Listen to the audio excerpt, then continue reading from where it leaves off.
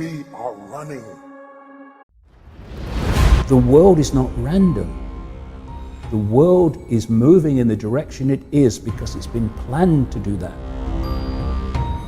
These entities operate in the unseen, overwhelmingly in the unseen. They want to control the information that people receive. One of the greatest forms of mind control, repetition, repetition, repetition. This is extremely dangerous to our democracy. This is extremely dangerous to our democracy. This is extremely dangerous to our democracy. This is extremely dangerous to our democracy. This is extremely dangerous to our democracy. If you want people to have a certain perception of a world event, the world in general, of who we are and the nature of reality, then control what people receive and then control their perception. Once they've got your perceptions, they've got you. Trump is the equivalent of a Hollywood actor on the movie screen. While we are focusing on this minutiae of Trump, anti-Trump, left, right, and all this nonsense that we get caught into, Silicon Valley is becoming the center of global control.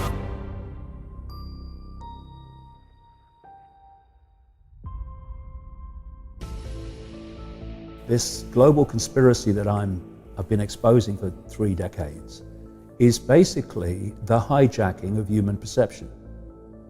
Because if there's a few of you, and compared with the target population of 7.5 billion, something like that now, the number of people in full knowledge of what they're doing is tiny. Hundreds, thousands. Thousands maximum. At the core, hundreds at the core. At the core of the core, even less. And the rest of the structure is fiercely compartmentalized. So people are daily different parts of this global web structure playing a part in pushing the world in the direction I'm talking about, to this centralized world dictatorship, without realizing that's what they're doing. It's a tiny, tiny number. So given the mathematics, you can't physically control your target population. There's not enough of you. Yes, you can do it through people in uniform, which is manipulating the target population to police the target population, but you can't do it en masse. What you need to do is control the perceptions of the population, because perception is everything. Perception dictates what you believe, what you don't believe, what you'll challenge, what you won't challenge, what you'll accept, you won't accept, support, everything. Once they've got your perceptions, they've got you, and they've got your life, and they've got the collective perception, they have humanity. This is why they want to control the information that people receive and to marginalize alternative ways of looking at the world, because where do perceptions come from? They come from information received. It might be a personal experience, information, or it might be the 10 o'clock news.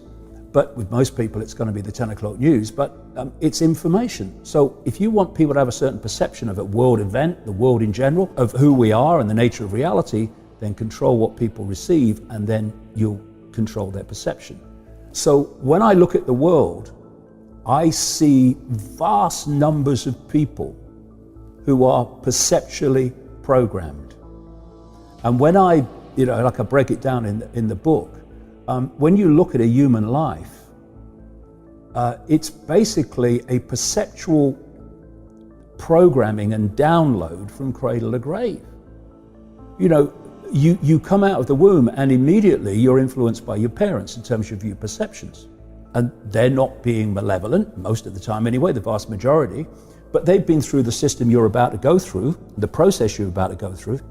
They've bought it, accepted it as normal, accepted the crazy place to be sane, and therefore out of wanting to do right for you, they'll pass those perceptions on to you. And then, take a deep breath, take a step back, look at it again. When you think about it, Brian, you come out of the womb, and within 4 years, you've only just got here. You're sitting at a desk with an authority figure representing the state's version of everything in front of you, telling you when you have to be there, when you can leave, when you can speak, when you can go to the toilet, when you can eat, what is, what isn't, what's possible, what's not possible, and the nature of everything. And this goes on all the way through your formative years, into higher education, if that's where you go. And it's a download of normal. a perception of normal. What I call it the postage stamp consensus. It's a narrow band of sense of the possible, which has basically been repeated. One of the greatest forms of mind control, repetition, repetition, repetition, all the way through your formative years. You then go out from there into the institutions. You become a journalist, you become a politician, you become a doctor, you become a scientist, you become a CEO, whatever. And you take with you into those institutions this core version of normal. And when you go as a young person into those institutions are already pillars, solidified concrete pillars of the same sense of normal. So now you've left school, but where you're working is still confirming to you that the madhouse is sane and normal is how things are. A journalist who's doing a story on a medical condition will not go to a complementary practitioner who may have had great success in treating the particular ailment they're writing about. They'll go to a doctor. The doctor will give him the song sheet, postage stamp consensus version of that problem. And so normal are kind of what we believe about medicine, Everything. Capitalism, government, all of these things are these normals that we've been programmed. Because it's basically, Brian, all people here. I call it the mainstream everything. The mainstream media, mainstream science, mainstream medicine, mainstream journalism, it's all unknowing, most of them, the vast majority, agents of the postage stamp consensus.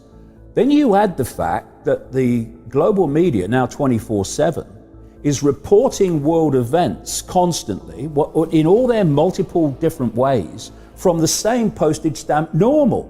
So, people like me who left the postage stamp a long time ago and it passed over the horizon a long time ago, we're crazy, not by breaking down what we're saying, but by reflex action, because that's not normal, that's not on the postage stamp.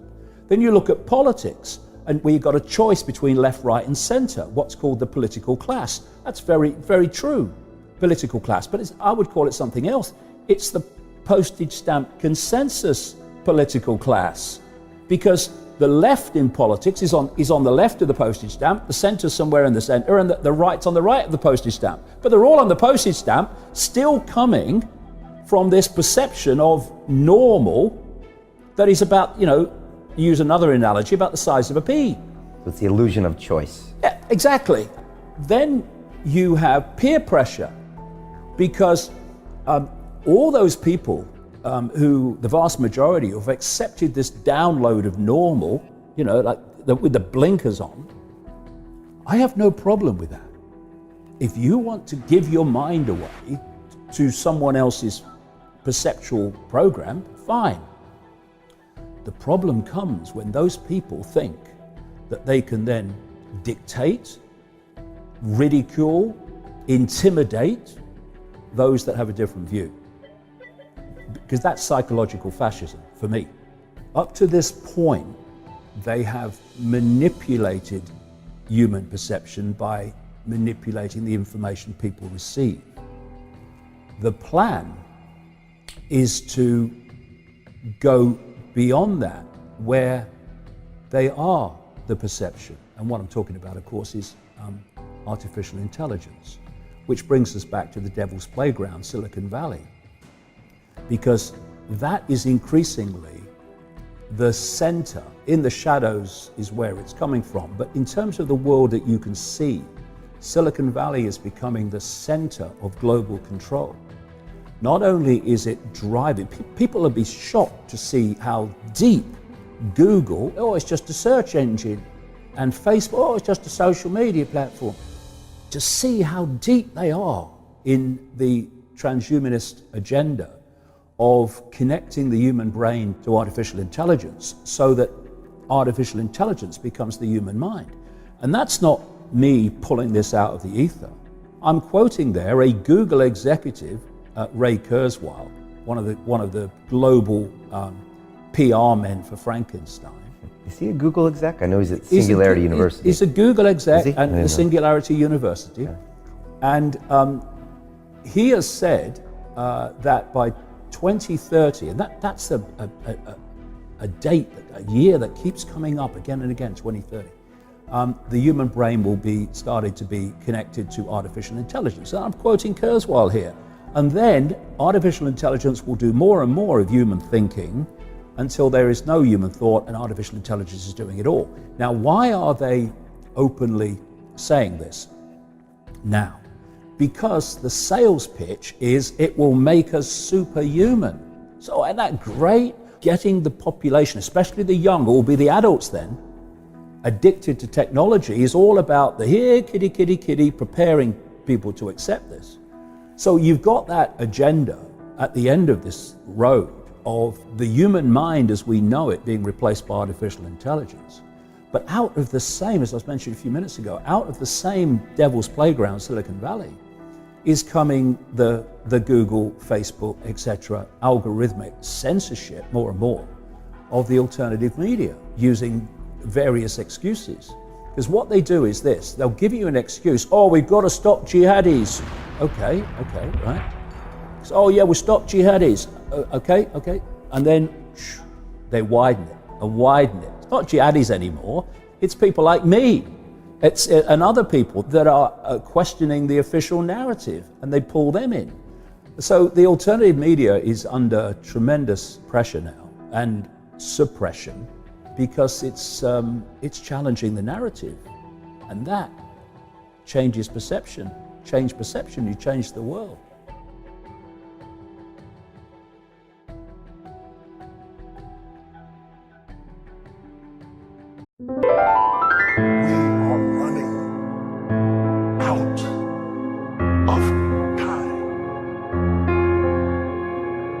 What are you going to do with the time you have left? I say that if you don't reposition yourself, you could miss the best time in your life, in this season of life. Because we have got to change the way we think. We have got to change the way we function. We have got to change the way we deal with issues. And the reason that you have to begin to reposition the way you think and the way you function and the way you feel is that we many times are stuck between the lines of limited thinking and limited people and limited ideas and limited philosophies, and there's something creative down inside of you saying, let there